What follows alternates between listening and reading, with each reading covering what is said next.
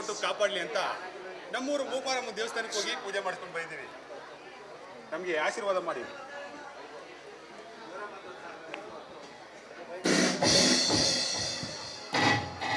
ಇದ್ದೇ ಬುದ್ಧಿ ಕೊಟ್ಟು ನಿಮಗೆ ದೇವರು ಕಾಪಾಡಲಿ. ಮೇಲೆ ಹೇಳ್ರಪ್ಪ.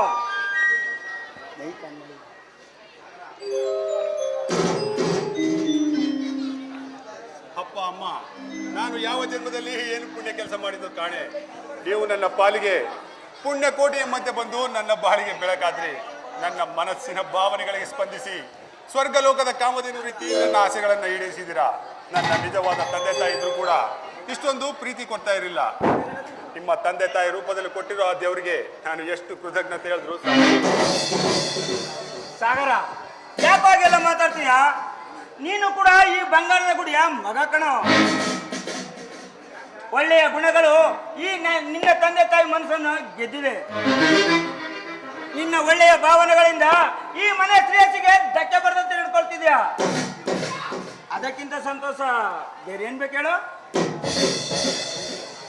ಸಾಗರ್, ಯಾಕಪ್ಪ ಮನಸ್ಸಲ್ಲಿ ಇಲ್ದಿರೋ ಭಾವನೆಗಳನ್ನ ಮೂಡಿಸ್ಕೊಂಡು ಈ ರೀತಿ ಮಾತಾಡ್ತಾ ಇದ್ಯಾ? ನೋಡು, ನೀನ್ ಯಾವತ್ತಿದ್ರು ನನ್ ಮಗನೇ ಕಣಪ್ಪ. ಒಂದ್ ವೇಳೆ ನಾನೇನಾದ್ರೂ ಸತ್ರೆ ನನ್ ಜೊತೆಗೆ ಬೆಂಕಿ ಇಡ್ಬೇಕಾಗಿರೋನು ನೀನೇ ಕಣೋ. ಅಮ್ಮ, ಕೆಟ್ಟದೆಲ್ಲ ಮಾತಾಡ್ಬಿಡಿ ಅಮ್ಮ. ಅದನ್ನ ಸಹಿಸಿಕೊಳ್ಳುವ ಶಕ್ತಿ ನಮಗಿಲ್ಲ. ನೀವು ಯಾವಾಗಲೂ ನಮ್ಮ ಕಣ್ಣು ಮುಂದೆ 100 ವರ್ಷ ಸುಮಂಗಲಿಯಾಗಿ ಬಾಳಿ ಬದುಕಬೇಕು ಅಮ್ಮ, ಬಾಳಿ ಬದುಕಬೇಕು. ಅಮ್ಮ, ಈ ಮನೆತನ ಅಂದ್ರೆ 10 ಜನಗಳ ಕಷ್ಟ ಸುಖಗಳನ್ನು ಸ್ಪಂದಿಸಿ ಅನ್ಯಾಯ ಧರ್ಮವನ್ನು ಖಂಡಿಸಿ ನ್ಯಾಯ ಹೇಳುವ ಮನೆತನ. ಈ ನಮ್ಮ ಗುಡಿಯಲ್ಲಿ ಪ್ರೀತಿ ಪ್ರೇಮ ಮಮತೆಯ ಬೆಳಕು ಕಾಣಬೇಕು ವಿನ ಕತ್ತಲೆ ಕರ್ಮಡ ಕವಿಯಬಾರ್ದಮ್ಮ. ಯಾವನು ಬೆಳದಿಂಗಳ ಬೆಳಕಿನಂತೆ ಪ್ರಜ್ವಲಿಸುತ್ತಾ ಲವಲವಿಕೆಯಿಂದ ಕೂಡಿರಬೇಕು. ಈ ಶುಭ ದಿನ ನಮ್ಗೆ ಜನ್ಮ ಕೊಟ್ಟವರ ಮದುವೆ ಆದ ದಿನವೆಂದು ದೇವಸ್ಥಾನಕ್ಕೆ ಹೋಗಿ ಪೂಜೆ ಮಾಡಿಸ್ಕೊಂಡು ಬಂದಿದ್ದೀವಿ. ಸಂತೋಷ ಪಡಬೇಕಾದ ಸಮಯದಲ್ಲಿ ಹಳೆ ವಿಚಾರ ತೆಗೆದು ನಮ್ಮ ಪ್ರೀತಿಗೆ ಧಕ್ಕೆ ತರಬೇಡಿ. ಆದರ್ಶ್, ನೀ ಹೇಳೋದು ಸರಿ ಕಣೋ. ಅನ್ನಪೂರ್ಣ, ನೋಡಿದ್ಯಾ ನಮ್ಮ ಮುದ್ದು ಮಕ್ಕಳು ನಮ್ಮ ಮೇಲೆ ಇಟ್ಟಿರುವ ಪ್ರೀತಿ ವಾತ್ಸಲ್ಯವನ್ನು?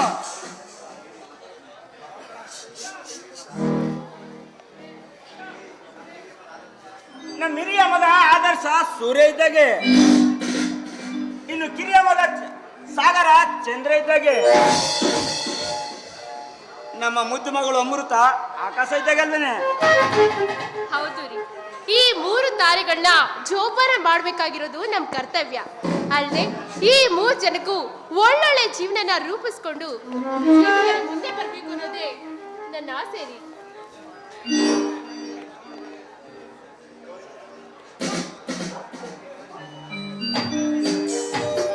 ಏನ್ರ ಇದೆಲ್ಲ?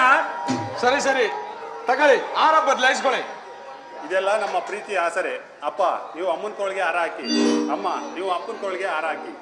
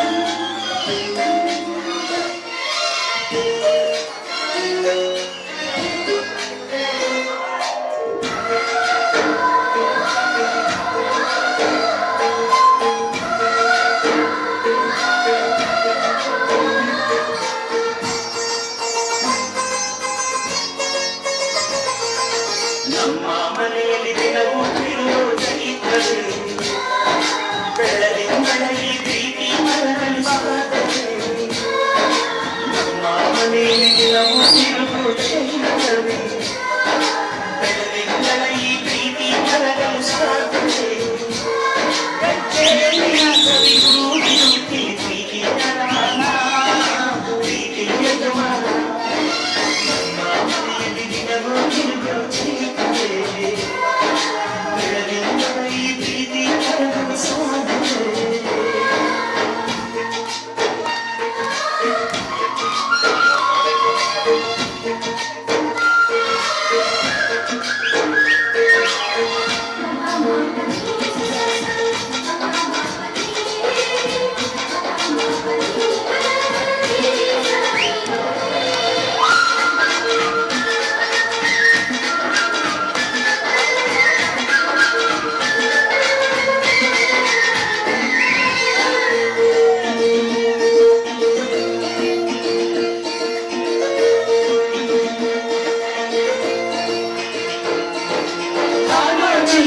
ಶಕ್ತಿಗಳೇ ಪ್ರೀತಿಯ ಭಾಷೆ ಕೇಳಿ ಕಣ್ಣಿನಂತ ಅಣ್ಣನ ತಾಯಿಯಾದನು ನೋಡಿ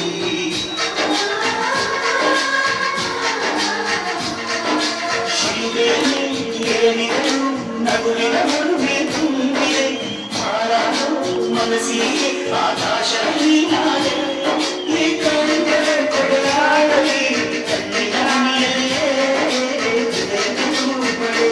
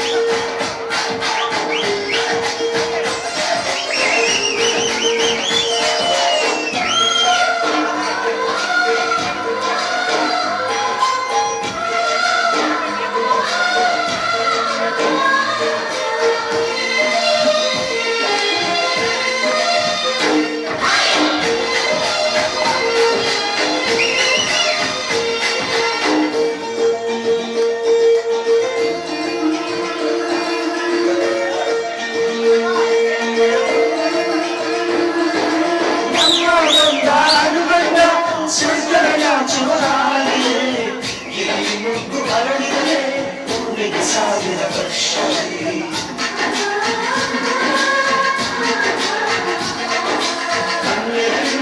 ಇರಬಹುದು ನೋಟಗಳೊಂದೇ ನನ್ನದು ಎರಡು ಹೃದಯ ಒಂದೇ ಅರಿಯಲಿ ಜೀವನ ಸಂಜೀವಿ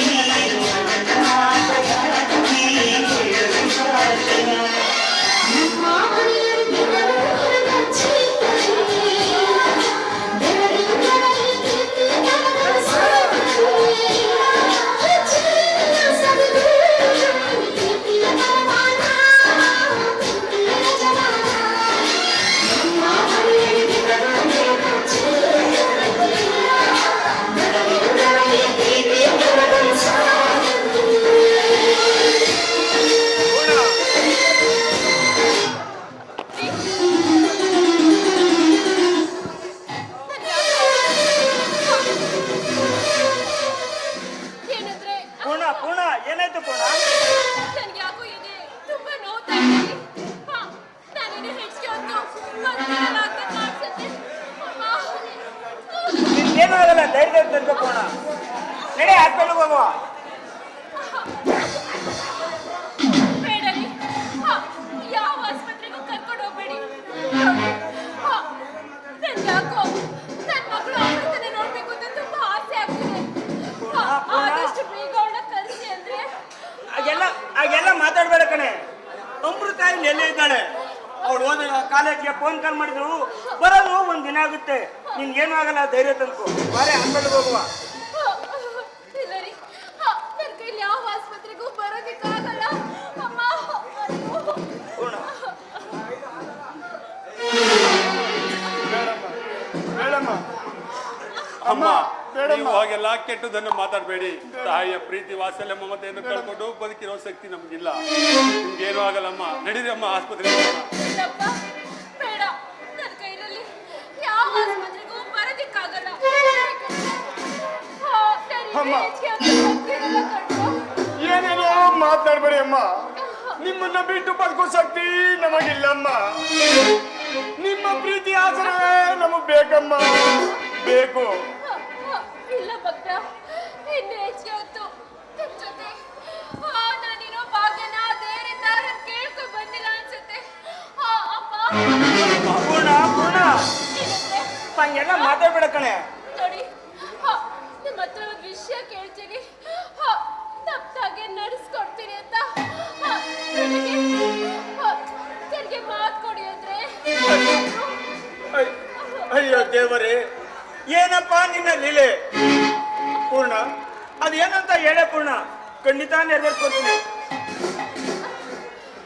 ನೋಡ್ರಿ, ನಾನು ಸತ್ ಮೇಲೆ ನನ್ನ ಚಿನ್ನಗೆ ಸಾಗರ್ ಕೈಯಿಂದಲೇ ಬೆಂಕಿ ಹಚ್ಚಿ ಇದೆ ಇದೇ ನನ್ನ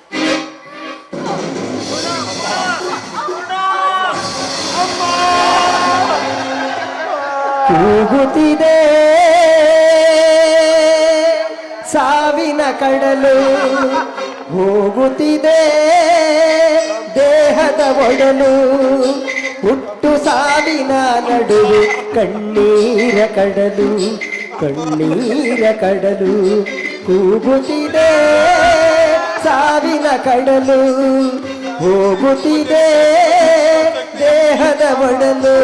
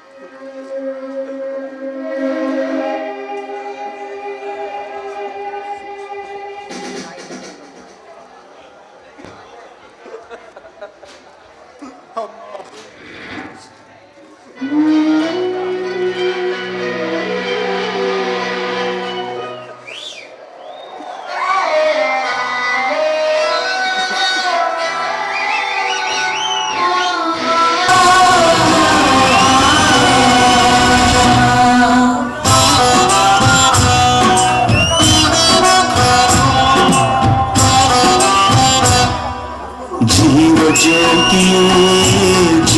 ಜ್ಯೋತಿ ನನ್ನ ಒಂಟಿಯಾಗಿ ಬಿಟ್ಟು ಹೋದೆ ಯಾವ ನೀತಿಯೇ. ಜೀವ ಜ್ಯೋತಿ ನನ್ನ ಒಂಟಿಯಾಗಿ ಬಿಟ್ಟು ಹೋದೆ ಯಾವ ನೀತಿಯೇ. ಒಂಟಿಯಾಗಿ ಬಿಟ್ಟು ಹೋದೆ ಯಾವ ನೀತಿಯೇ.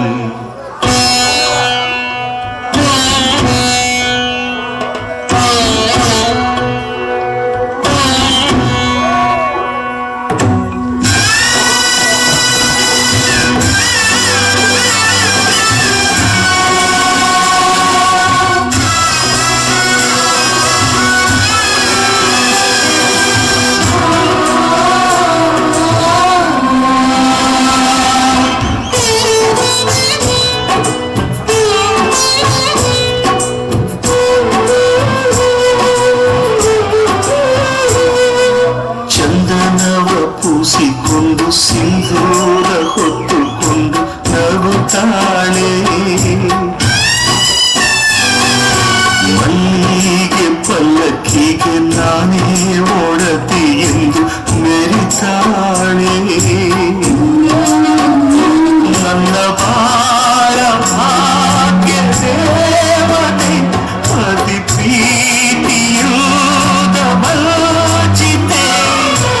ಇನ್ನೊಂದು ಜನ್ಮವಿದ್ರೆ ಮಗನಾಗಿ ಹುಟ್ಟುವೆ, ಕಣ್ಣಿಗೆ ಹುಟ್ಟು ಜೋಪಾನ ಮಾಡುವೆ ಜನುಮದ ನಾಯಕಿಯೇ.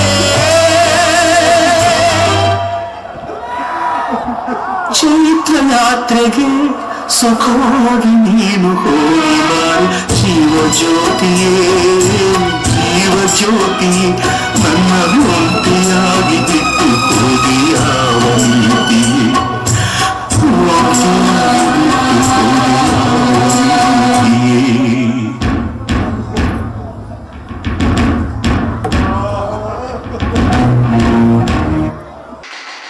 ಅದೇ ಪ್ರಕಾರವಾಗಿ ನಮ್ಮ ಕಲಾ ನಿರ್ದೇಶಕರಾಗಿರ್ತಕ್ಕಂಥ ನಮ್ಮ ಬಾಬಣ್ಣವರು ಕೂಡ ಬಂದಿದ್ದಾರೆ.